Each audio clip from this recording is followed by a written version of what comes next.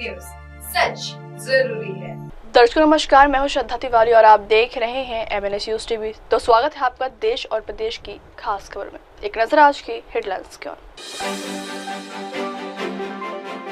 Pakistani news चैनलों पर भारत ने लगाया बैन। शोएब अख्तर का यूट्यूब चैनल हुआ बंद। अदालत के दबाव में हटाए गए सेंथिल बालाजी, तमिलिसाई सौंदरराजन।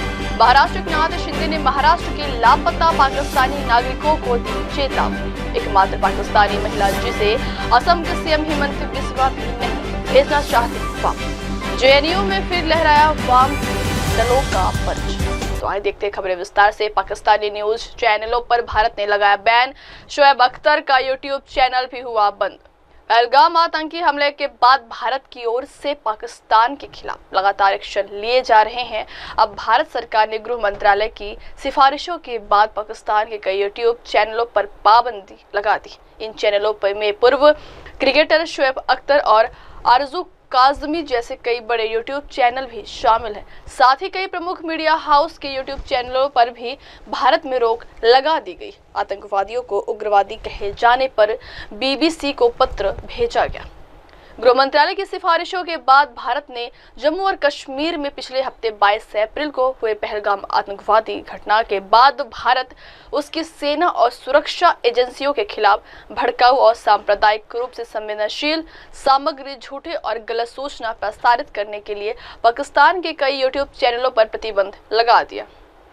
पाकिस्तानी चैनलों पर रोक लगाने को लेकर मंत्रालय से जुड़े अधिकारी का कहना है कि भारत के खिलाफ भड़काऊ, सांप्रदायिक रूप से संवेदनशील सामग्री और गलत सूचना प्रसारित करने के कारण पाकिस्तानी यूट्यूब चैनलों को ब्लॉक किए गए। अगली खबर, अदालत के दबाव में हटाए गए सेंथिल बालाजी, तमिलिसाई सौंदरराजन। तमिलनाडु की स्टालिन सरकार ने मंत्रिमंडल में फेरबदल किया है। तमिलनाडु सरकार में मंत्री सेंथिल बालाजी और पोनमुड़ी ने शनिवार को MK स्टालिन के नेतृत्व वाली कैबिनेट से इस्तीफा दे दिया। राज्यपाल ने इस्तीफा स्वीकार कर लिया है।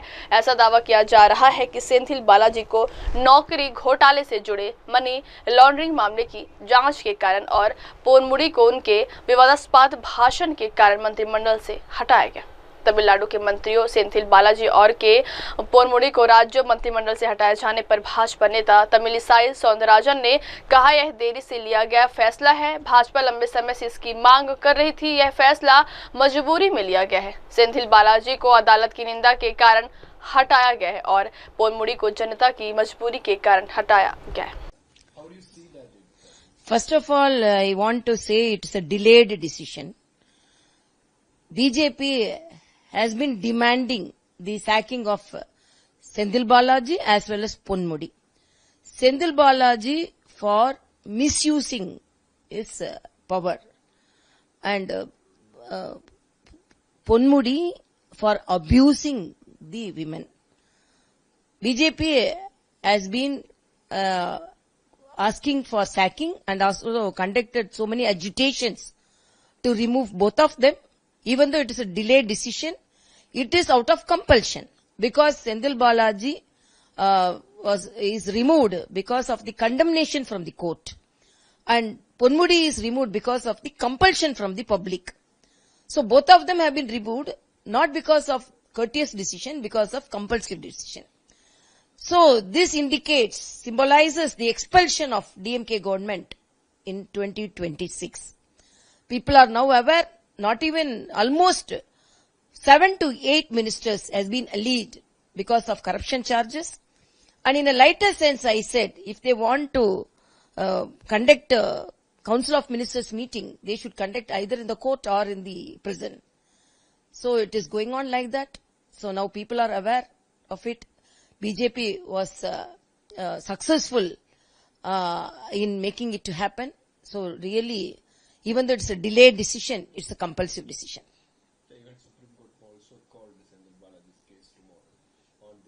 Yeah, so only I'm telling it's because of compulsion. It is not not a courteous decision, it is a compulsive decision.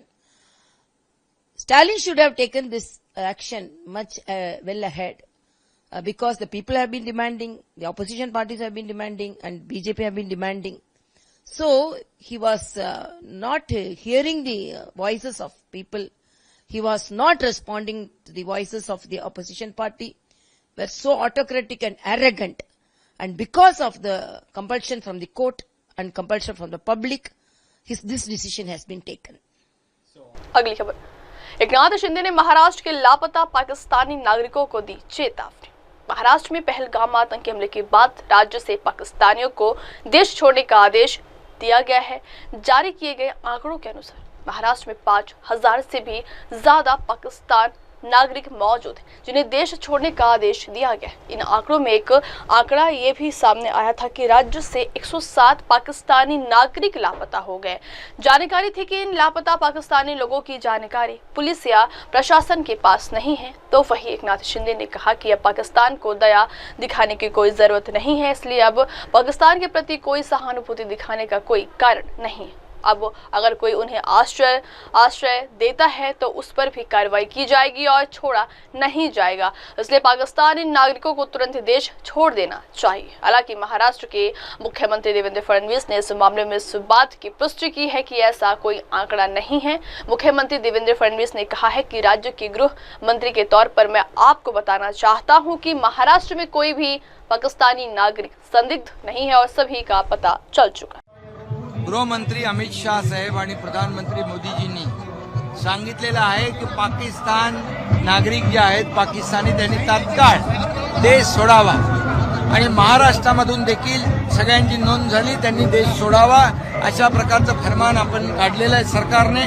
मुख्यमंत्री महोदय स्वतः त्यांनी देखील इशारा दिला आहे की माझ्या भाषणात बोललो आहे 107 लोक जर कुठे बिळात लपले असतील तर पोलीस त्यांना शोधतील आणि पोलीस तिथेच ठोकतील। आणि म्हणून आता पाकिस्तानला दयामया दाखवण्याचं कारण नाही। जो निर्णय घेतलाय त्यांनी ताबडतोब आणि जे आश्रय देतील त्यांना देखील सोडलं जाणार नाही आणि म्हणून पाकिस्तानी नागरिकांनी तात्काळ देश सोडून आपल्या पाकिस्तानला निघून जावं। अगली खबर, एकमात्र पाकिस्तानी महिला जिसे असम के सीएम हिमंत बिस्वा भी नहीं भेजना चाहते वापस। पहलगाम आतंकी हमले के बाद भारत सरकार ने देश में रह रहे सभी पाकिस्तानी नागरिकों को देश छोड़ने का आदेश दिया है। अब इस आदेश की डेडलाइन भी पूरी हो गई। हालांकि बड़ी संख्या में देश में पाकिस्तानी नागरिकों के रहने का अंदेशा जताया जा रहा है। इसमें एक पाकिस्तानी महिला नागरिक असम में भी। हालांकि असम के मुख्यमंत्री ने खुद बताया कि वह उसे वापस उसके देश में भेजना नहीं चाहते हैं और इसके लिए केंद्र सरकार से गुजारिश की है। असम के मुख्यमंत्री हिमंत बिस्वा शर्मा ने कल रविवार को बताया कि तिनसुकिया जिले के एक नागरिक से शादी करने के बाद सिर्फ एक पाकिस्तानी नागरिक ही राज्य में रह रही है।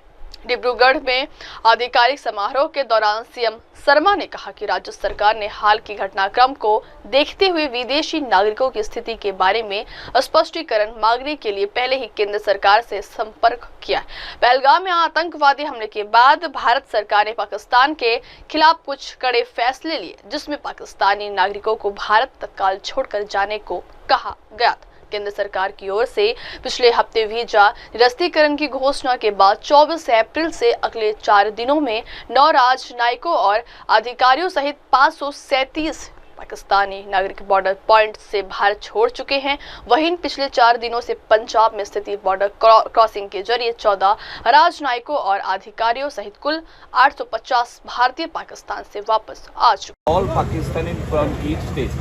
So any update from Assam?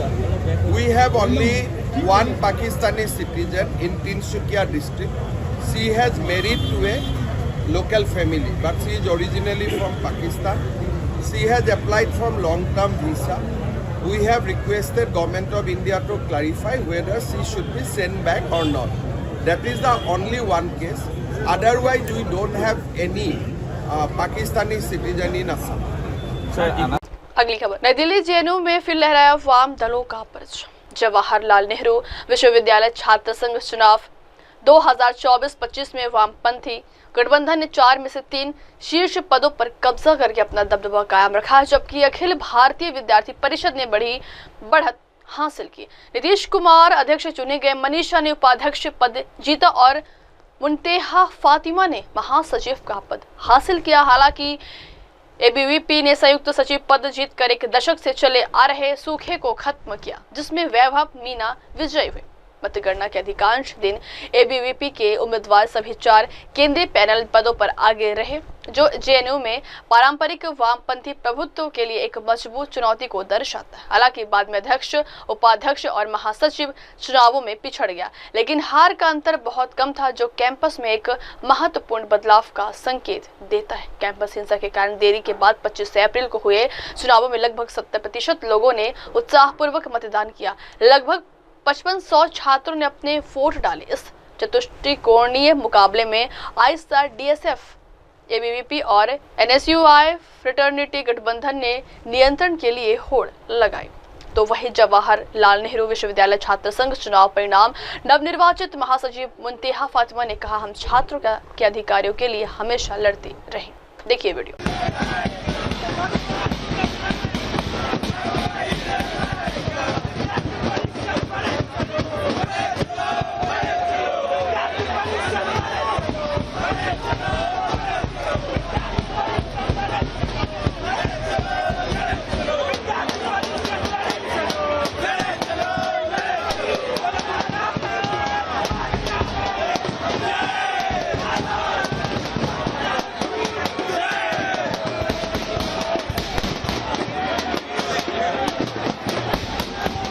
जो जीता है वो बहुत ही कम मार्जिन से जीता है। यहाँ पे लेफ्ट यूनिटी हमेशा जीती है, छात्र एकता हमेशा रही है। आगे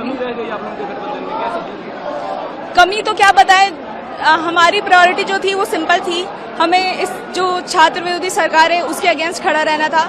एबीवीपी और जो आरएसएस है, जो एडमिनिस्ट्रेशन है, उनका नेक्सस, उसके साथ खड़ा रहना था और हम लोग अभी भी खड़े हुए हैं। तो बेसिकली हमारी प्रायोरिटी बिल्कुल क्लियर थी, बाकियों की प्रायोरिटी शायद डिफरेंट होगी। एक साल में क्या प्रायोरिटी रहने वाली है कैंपस को लेकर के आप लोगों के लिए? बस यही है कि हमारा जो कैंपस है उसका जो हम देख रहे हैं कैसे लगातार सेंट्रलाइजेशन और प्राइवेटाइजेशन ऑफ एजुकेशन हो रहा है। हमारे right to speech, right to resistance जैसी चीजों को हमारी जो एडमिन है वो सीपीओ मैनुअल जैसी चीजें लाके उसके ऊपर अटैक कर रही है। तो हम लोग इसी के ऊपर लड़ेंगे। हम लोग देख रहे हैं जेएनयू में कैसे जो जेएनयू जाना जाता था अपने प्रोग्रेसिव एडमिशन पॉलिसी के लिए, वो हटाया जा रहा है। आप देख रहे हैं फीमेल रिसर्च कॉलेज कम होते जा रहे हैं और उनके लिए जो डिप्राइवेशन पॉइंट्स है वो कम हो रहे हैं। इस कैंपस में जो लगातार फंड काटा जा रहा है, हम इस कैंपस में सरकार के खजाने से फंड को खींच करके लाएंगे। कैंपस में जो इंफ्रास्ट्रक्चर को बर्बाद किया गया है उसको बेहतर किया जाएगा। जेएनयू का जो एंट्रेंस एग्जामिनेशन का अपना एक मॉडल है उसको दोबारा रीइंस्टेट किया जाएगा। जीएस कैश को वापस लिया जाएगा। सीपीओ मैनुअल जो इस कैंपस में लाया गया है उसको दोबारा रोल बैक किया जाएगा।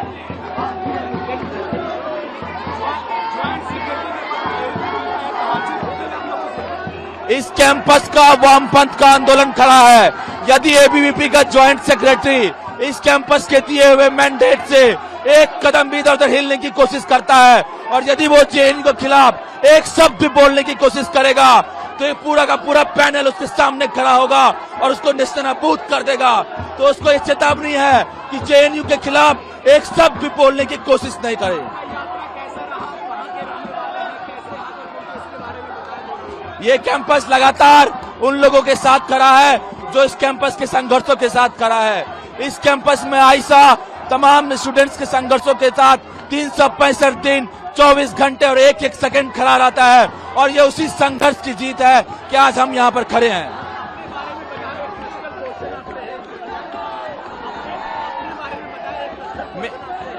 मेरा नाम नीतीश है और मैं पॉलिटिकल साइंस में पीएचडी कर रहा हूँ और मैं बिहार के अररिया जिले से आता हूँ। बिहार के अररिया जिला से।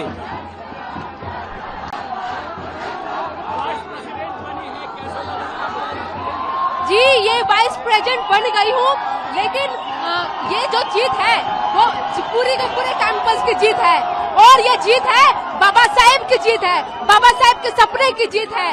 वो कहते थे कि हम एकता चाहते हैं, हम वो जस्टिस की बात करते थे, वो बात करते थे एक इक्वेलिटी की और उसी सपने को आगे लेके हम बाबा साहब के सपने को पूरा करेंगे और पूरे कैंपस को हम एक फ्री जो एजुकेशन का स्तर है वो ऊपर जाए और पूरा कैंपस जो है वो सिक्योर रहे। और एबीवीपी को ये बोल देना चाहते हैं कि उसकी इस कैंपस में कोई जगह नहीं है।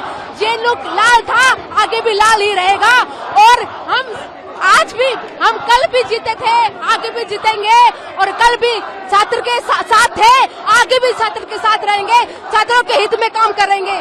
जय भीम, लाल सलाम। अब वक्त हो चला दर्शकों ब्रेक का। ब्रेक से लौटेंगे के बाद देखिएगा देश और दुनिया की तमाम बड़ी खबरें। बने रहिए MNS न्यूज टीवी पर। नमस्कार। नमस्कार, मैं हूं Abhishek Bachchan. Keep watching MNS news.